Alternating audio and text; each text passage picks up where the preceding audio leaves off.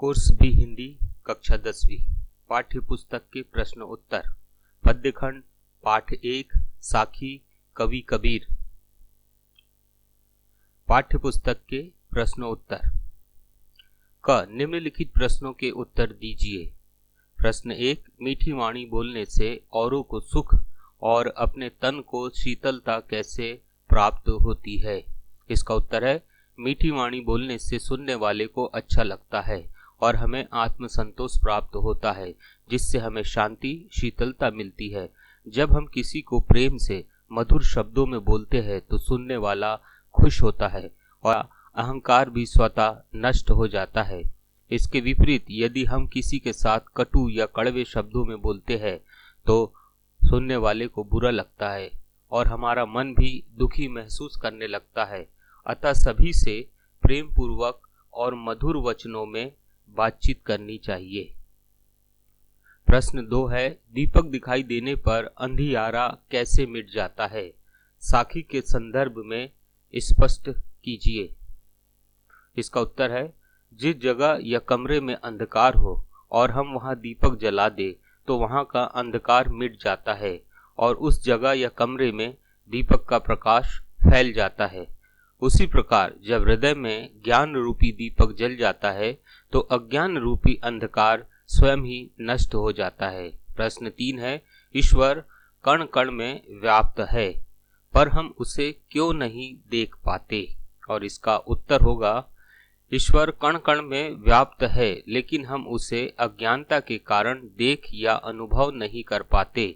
संसार की नश्वरता को समझ नहीं पाते और उसके झूठे आकर्षण मोह माया में उलझे रहते हैं। जैसे कस्तूरी मृग अपने अंदर की कस्तूरी को नहीं जान पाता और उसे खोजता रहता है, उसी प्रकार हम ईश्वर को मंदिर, मस्जिद, गुरुद्वारे और चर्च में खोजते हैं।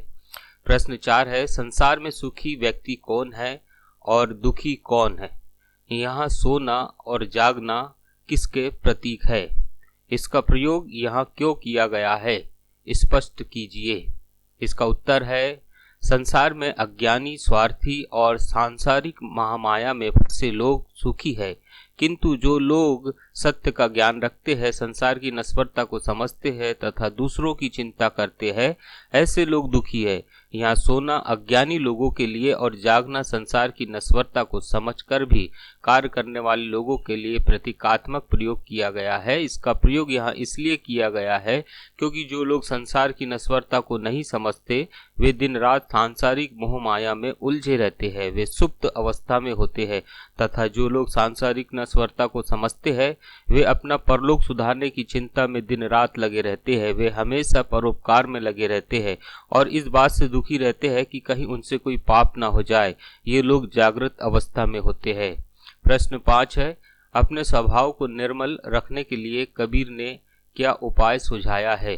और इसका उत्तर होगा, अपने स्वभाव को निर्मल रखने के लिए कबीर ने सुझाया है कि हमें हमेशा अपने आसपास अपने निंदकों को रखना चाहिए, क्योंकि ये लोग हमारी कमजोरियों, कमियों की दूसरों के समक्ष निंदा के रूप में प्रकट करते हैं, जिससे हमें भी हमारी कमियों और कमजोरियों के बारे में पता चल जाता है और हम उन कमियों और कमजोरियों को दूर करने की कोशिश करते रहते हैं। इस प्रकार हम निंदकों की निंदा से अपने स्वभाव में परिवर्तन लाते हैं, अपनी बुराइयों को दूर करते जाते हैं, जो कि निंदकों के कारण संभव हो पाता है। अतः निंदक बिना साबुन और पानी से, अर्थात बिना किसी खर्च के, हमारी बुराइयों को दूर करने में हमारी सहायता करते हैं। प्रश्न 6 है, एके 80 रुपयों का पढ़े सुपंडित होई पंक्ति द्वारा कवि क्या कहना चाहता है? उत्तर है कि बहुत सारी पुस्तकें पढ़कर शास्त्रीय ज्ञान प्राप्त कर लेने से कोई पंडित अर्थात ज्ञानवान नहीं बनता। आपने बड़े बड़े ग्रंथों को पढ़ लिया, विभिन्न उपाधियां प्राप्त कर ली, किंतु आपके अंदर दया, प्रेम, करुणा नहीं है तो आपका समस्त ज्ञान बेकार है, आप ज्ञानी नहीं है। वहीं आपने शास्त्रीय ज्ञान प्राप्त नहीं किया लेकिन आपके हृदय में प्राणी जगत के लिए प्रेम है तो सच्चे अर्थों में आप पंडित है, ज्ञानवान है। इसलिए कबीर ने कहा है कि एक अक्षर प्रेम का पढ़ लेने से व्यक्ति ज्ञानी बन जाता है। अगला प्रश्न है 7, कबीर की उद्धृत साखियों की भाषा की विशेषता स्पष्ट कीजिए। और इसका उत्तर है, पहला, कबीर की साखियां दोहा छंद में लिखी गई है। दूसरा है कबीर ने जो कुछ अनुभव किया वही अपनी साखियों में लिखा है। और तीसरी है साखियों की भाषा सधुक्कड़ी भाषा है।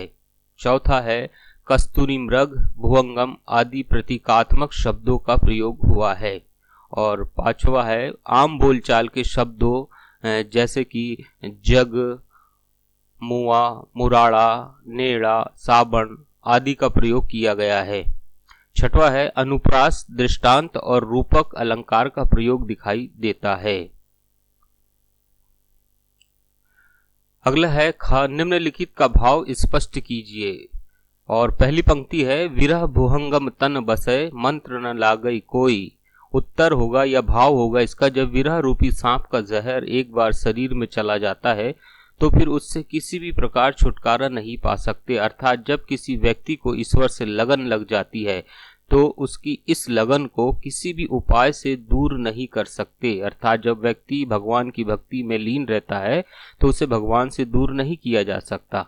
वह व्यक्ति दिन रात बस ईश्वर की भक्ति में ही लीन रहता है। वह क्षण मात्र के लिए भी ईश्वर से दूर नहीं जाना चाहता या उसे दूर नहीं किया जा सकता।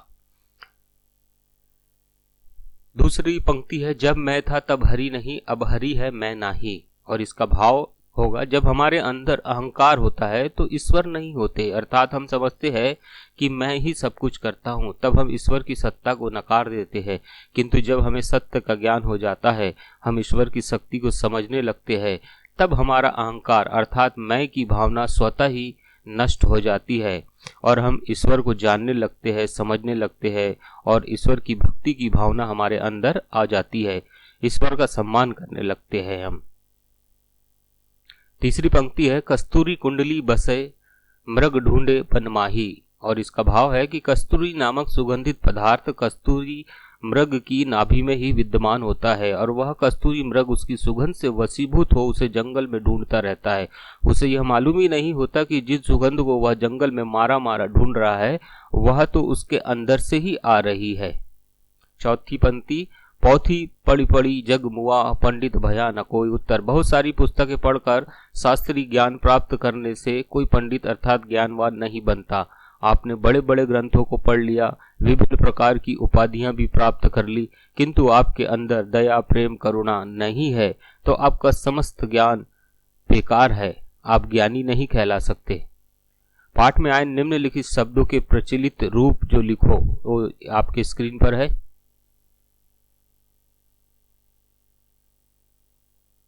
धन्यवाद।